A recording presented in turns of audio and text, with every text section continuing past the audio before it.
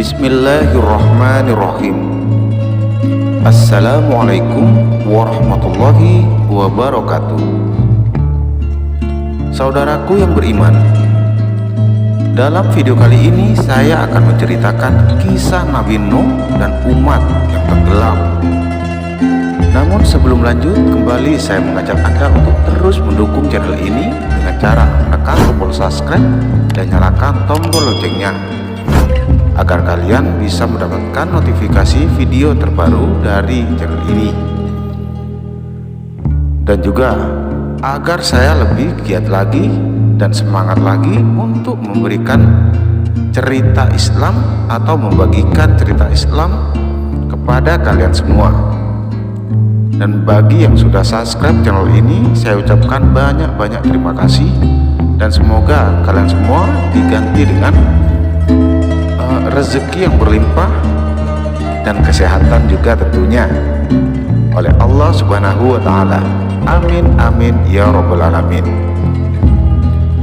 Baiklah saudaraku, kita langsung ke ceritanya. Kisah Nabi Nuh dan umat yang tenggelam. Nabi Nuh alaihissalam terkenal dengan kisah kapal untuk mengarungi banjir besar. Namun di luar baterainya ada banyak hikmah dan pelajaran yang dapat dipetik dari kisah Nabi Nuh. Nabi Nuh adalah nabi ketiga yang patut diimani setelah Nabi Adam alaihissalam dan Nabi Idris alaihissalam. Nabi Nuh merupakan keturunan ke-9 dari Nabi Adam. Nama Nuh berasal dari bahasa Syria yang berarti bersyukur. Nabi Nuh juga mendapatkan gelar dari Allah Subhanahu wa Ta'ala sebagai Abdus Syakur. Gelar itu berarti hamba yang banyak bersyukur sesuai dengan surah Al-Isra ayat 3, yaitu anak cucu dari orang-orang yang kami bawa bersama-sama Nuh. Sesungguhnya dia adalah hamba Allah yang banyak bersyukur. Bunyi terjemahan surat Al-Isra ayat 3. Nabi Nuh alaihissalam juga masuk dalam Rasul Ulul Azmi, yaitu Rasul dengan ketabahan dan keteguhan hati yang luar biasa. Sesuai surat Al-Ankabut ayat 14, Nabi Nuh bahkan berdakwah selama 950 tahun. Waktu yang sangat lama ya saudaraku. Nabi Nuh diutus oleh Allah Subhanahu wa Ta'ala untuk menyerukan ajaran Allah pada umat Bani Rasib yang menyembah berhala berupa patung-patung, dan kezaliman di masa itu juga tengah meningkat pesat. Dengan kesabaran, Nabi Nuh mulai berdakwah kepada umatnya. Dia mengajarkan untuk menyembah Allah Subhanahu wa Ta'ala, meninggalkan maksiat dan berbuat kebaikan. Namun bukannya menurut kaum Nabi Nuh tetap saja tak percaya dengan ajaran dan peringatan yang disampaikan. Kaum Bani Rasib bahkan tak percaya bahwa Nabi Nuh merupakan seorang rasul. Menurut riwayat, jumlah pengikut Nabi Nuh alaihissalam tidak lebih dari 80 orang. Para pengikut Nabi Nuh alaihissalam tersebut terdiri dari orang-orang miskin dan lemah.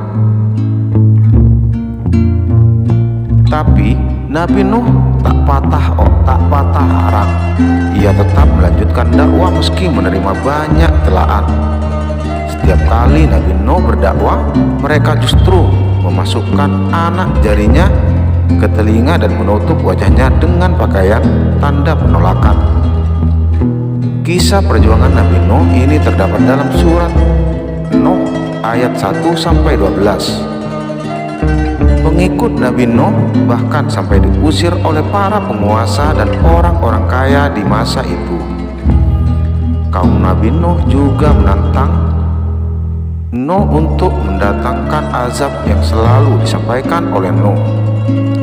Mereka berkata, "Hai Nuh, sesungguhnya kamu telah berbantah dengan kami, dan kamu telah memperpanjang bertahanmu terhadap kami.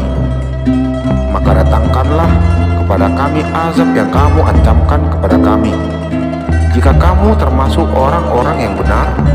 Berikut bunyi terjemahan surat Hud ayat 32. Nuh lalu menjawab bahwa azab itu hanya bisa didatangkan oleh Allah Subhanahu wa Ta'ala. Allah lalu meminta Nabi Nuh dan bersedih dan tetap teguh pada pendirian. Nabi Nuh lalu berdoa agar Allah memberi hukuman pada orang-orang kafir tersebut. Lalu Allah lantas memerintahkan Nabi Nuh untuk membuat sebuah bahtera berupa kapal besar untuk mengangkut orang yang beriman beserta sepasang hewan. Allah Subhanahu wa Ta'ala menyebut orang-orang kafir itu akan ditenggelamkan. Atas perintah itu, Nabi Nuh mengumpulkan pengikutnya dan bergotong royong membuat bahtera dari kayu selama siang dan malam dalam beberapa tahun. Kerja keras Nabi Nuh ini juga mendapat cemooh dari orang-orang yang tercela. Setelah bahtera itu dibuat dan tanda banjir besar bakal datang, Nabi Nuh memerintahkan pengikutnya untuk naik ke kapal. Perlahan air bah pun mulai menggenang, menenggelamkan daratan. Maka kami selamatkan Nuh dan orang-orang yang besertanya di dalam kapal yang penuh muatan. Kemudian sesudah itu kami tenggelamkan orang-orang yang tinggal. Bunyi terjemahan surat Asy-Syu'ara ayat 119 sampai 120. Dalam orang-orang yang ditenggelamkan itu termasuk putra sulung Nabi Nuh, Kan'an, dan istrinya yang durhaka. Nabi Nuh sempat mengajak Kan'an naik ke atas kapal, tapi ia menolak dan yakin dapat menyelamatkan diri dari air besar itu. Nabi Nuh lalu menyadari bahwa cinta pada anaknya membuatnya lupa pada Allah Subhanahu wa Ta'ala. Nuh lalu memohon ampun kepada Allah dan mengikhlaskan anaknya yang meninggal dan masuk dalam golongan orang kafir. Kapal Nabi Nuh lalu menepi di pegunungan Arafat. Setelah air surut, Allah memerintahkan Nabi Nuh untuk turun dan memulai kehidupan baru. Nah saudaraku, dari kisah Nabi Nuh ini, kiranya kita dapat mengambil keteguhan dan kesabaran Nabi Nuh dalam bersyukur dan beribadah kepada Allah Subhanahu wa Ta'ala sebagai salah satu pelajaran penting. Dan dari kisah ini pula diketahui bahwa janji Allah berupa azab dan pembalasan berupa bencana adalah benar. Pembalasan akan datang pada waktunya. Allah Subhanahu wa Ta'ala juga hanya akan menyelamatkan umatnya yang beriman. Saat mengalami ujian dari Allah, orang selamat atau tidak tergantung rahmat Allah, bukan karena keturunan siapa, bukan karena anak siapa. Kalau tidak bertakwa, nasibnya akan seperti anak Nabi Nuh. Demikianlah kisah Nabi Nuh dan umat yang tenggelam. Semoga apa yang ada di dalam video ini bermanfaat untuk kita semua. Amin amin ya rabbal alamin. Akhirul kalam. Assalamualaikum warahmatullahi wabarakatuh.